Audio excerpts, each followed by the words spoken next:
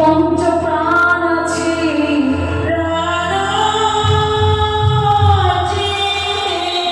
সেই পঞ্চ প্রাণকে উদ্দেশ্য করে আজ বলে উঠি সেই পঞ্চ প্রাণকে ব্যাগ অপার উদান সমান প্রাণ, এই পঞ্চ বায়ুকে নির্দেশ করে আমার ধবলের সঙ্গে বলে যাচ্ছে।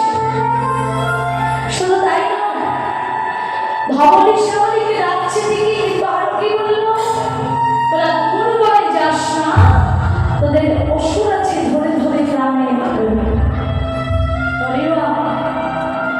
পাঁচশো হইতে ভক্ত বাধা বলা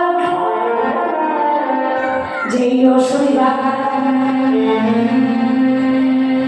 অসুর তো নাম ছিল বৃন্দাবনে বকাসুর অকাসুর, তাই না? কিন্তু নদীয়ার মাঝে অসুর বলছে, নদীয়ার মাঝে অসুর প্রত্যেকটি জীবের মধ্যে আছে। অসুরগুলোকে মারতে বলেনি বাবা, অসুরগুলোকে একটু দমিয়ে রাখতে বলেছে। অসুর কারা? একটি অসুর নয়, দুটি অসুর নয়, ছয়খানা অসুর আছে আমাদের দেহের মধ্যে। কেমন কথা হলো যে দেহের মধ্যে 6টা অসুর বসবাস করছে, অথচ আমরা জীবিত আছি। হ্যাঁ, দেহের মধ্যে 6টা অসুর। বললে কি কে জানো যে দেহের মধ্যে সর্ব রয়েছে কাম, ক্রোধ, লোভ, মোহ, মদ, ঈশ্বর। এই 6টা অসুরকে যদি দমিয়ে রাখা যায়, মেরে ফেলতে হবে, দমিয়ে রাখলে আমাদের গৌর ভজন হয়ে যাবে।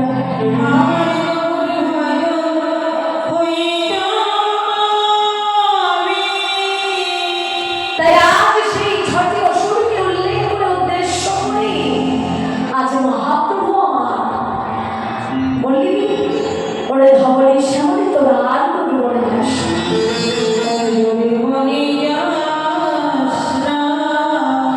আর কি বলছি? তাই আমার মহাপ্রভু কেমন ভাবে ডাকে যান, আমার মহাপ্রভু ওই যে ধবলি শ্যামলিকে ডাকছে কেমন ভাবে ডাকছে, বলে কেমন ভাবে ডাকে জানো? ও শ্রী রামে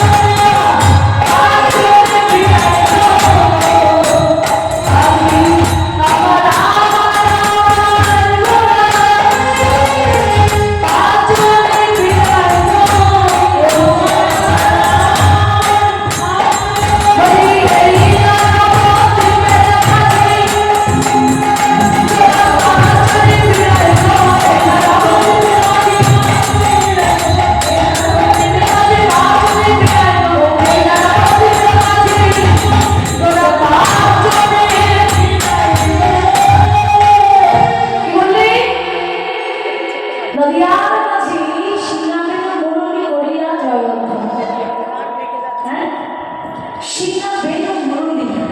তাহলে গৌরী কেমন ভাবে যাচ্ছে?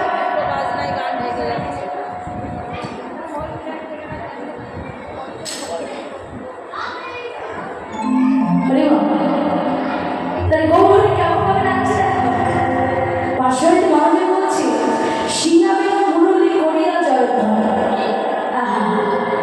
নদিয়া বলছি সিংহা বেরো কোথায় গেল? বৃন্দাবন ছিল কৃষ্ণের হাতে, সিংহা বেরো সব কিছু ছিল, মুরলি ছিল, তাই কিন্তু এই সিংহার গতি ছিল, বেলুর গতি ছিল, মুরলির গতি ছিল, কোনটা কি কাজ করতো গো আমার গান গোবিন্দ সেটা রাত্রিতেই আমার রাত 9টা থেকে নবান্ন আছি, আখের কোনো রাগ আছি, তখন আমরা আলোচনা করবো সে সময়। তো যে মুরলি সিংহা বেলু মুরলি করিয়া যখন তাহলে নদিয়ার যে বেলু বা মুরলি কোথায় গেল?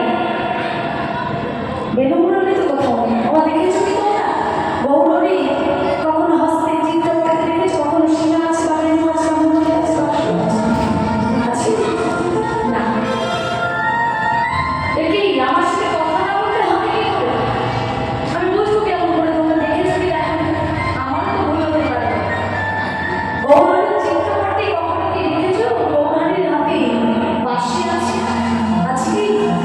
নেই। তাহলে নদিয়ার আছে গৌরী সিংহাবের কেমন করে বাজাতে? আজ বাদশা হইতে মহাজন বলে কি বাড়ি ওই সমস্যা আবার ওরা কি বাজায় জানো? কি বাজায়? বলি বাজায় রে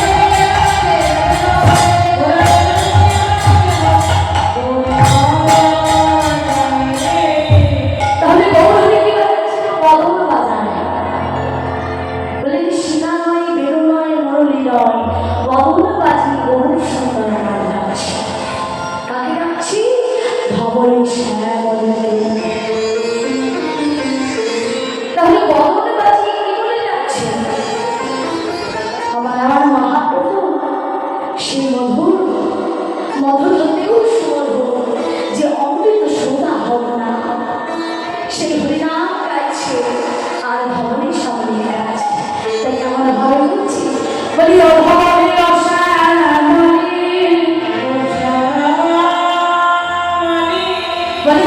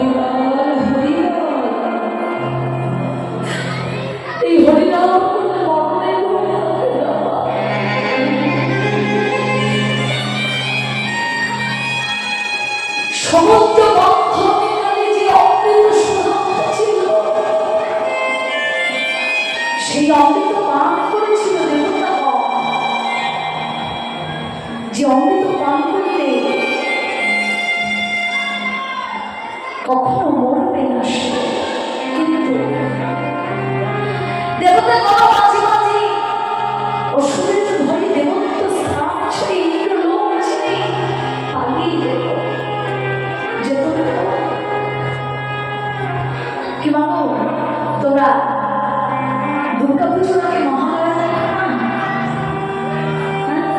মহালয়ার সময় কি দেখায়? অসুররা নাকি ইন্দ্রলোক দখল করবার চেষ্টা করছে, অসুরদের ভয়তে দেবতারা পালিয়ে যাচ্ছে যাচ্ছে না?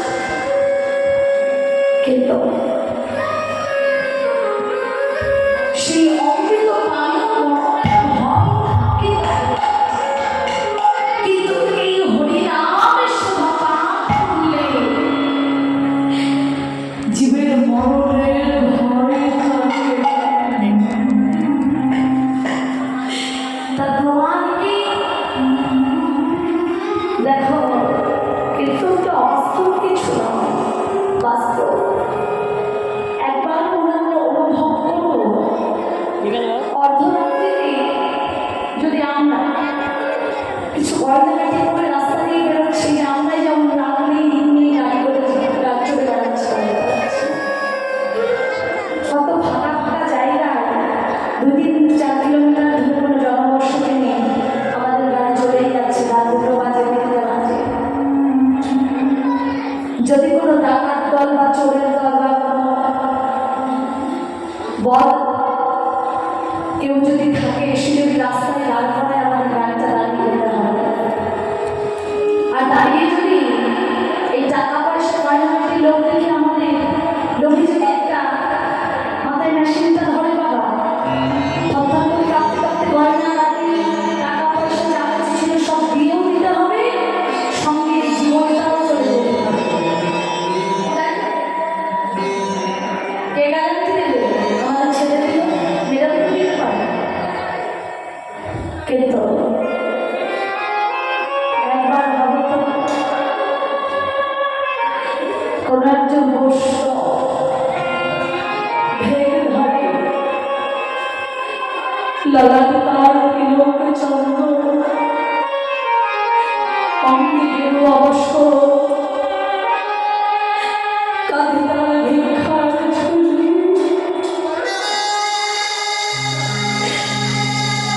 সেই পরম বৈষ্ণব যদি পথ দিয়ে যায়,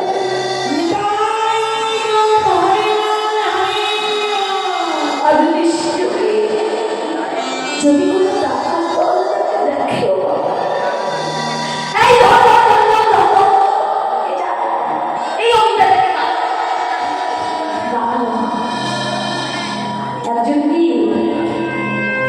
তার সর্বশরীর সর্বাঙ্গের বস্ত্র ওই ভিক্ষার ঝুলি সব কিছু খুঁজে খুঁজে দেখছে কে আছে। পরম সবল বাবা, তোমরা আমার ছেলে না, আমার কাছে যা আছে অতি মূল্যবান সম্পদ, যা তোমাদের কাছে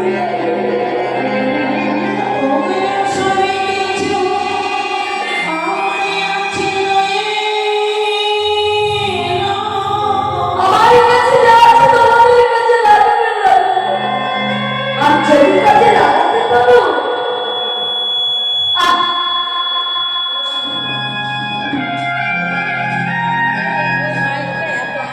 যদি কাজে লাগাতে পারো,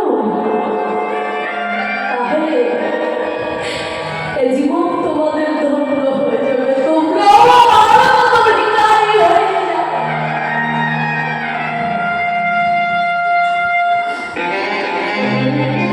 ডাকাত দল ভাবলো না জানো এই মশাইয়ের কাছে কি আছে, এই ভালো করে এই ঝোলাটা চেক কর, ভালো করে ঝোলাটার মধ্যে দেখ কি আছে। 1 কোটি টাকার সব পাওয়া নিশ্চয়ই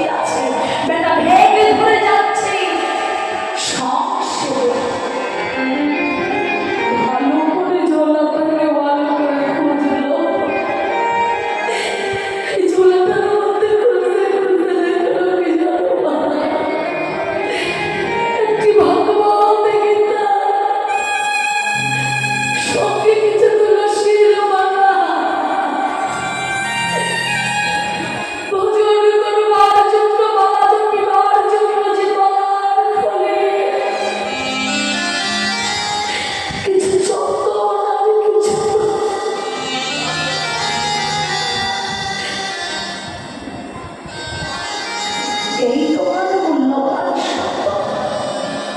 ডাকাত দল বলে উঠবে, এই তোমার মূল্যবান সম্পদ। হ্যাঁ গো হ্যাঁ, এই যে মূল্যবান সম্পদ। যেজন এই সম্পদ গ্রহণ করতে পারে তার যে জীবনে আর কিছু চাওয়া লাগে না। কেননা এই জগৎ সংসারে জীব যে আশায় এসেছে, এই সংসারে জীব যে পাওয়ার জন্য এসেছে, তার যে সবটুকু পাওয়া হয়েছে। তখনই বৈষ্ণব ভিখারিকে সে তাই ডাকাতে দল ছেড়ে দেয়। তাহলে একবার ভাবো যে হরিনাম করলে যদি বৈষ্ণব হওয়া যায়, হরিনামের গুণে যদি আওড়ানো যায়, তবে মরণের ভয় না।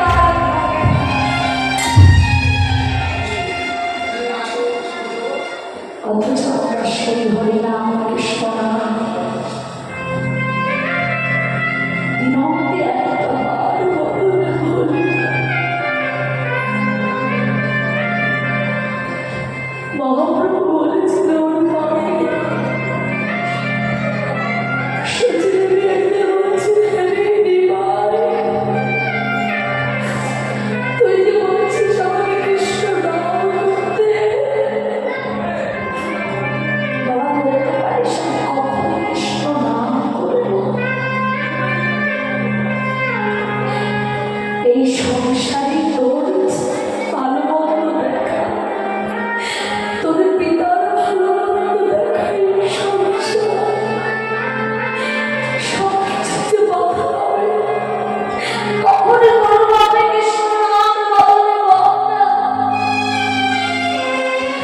দেবাই বদলে বলে উঠলো, মা তুমি সময় পাও না কৃষ্ণ নাম করো? তবে শোনো মা, আমি তোমায় বলছি, তুমি কখন কৃষ্ণ নাম করবে জানো?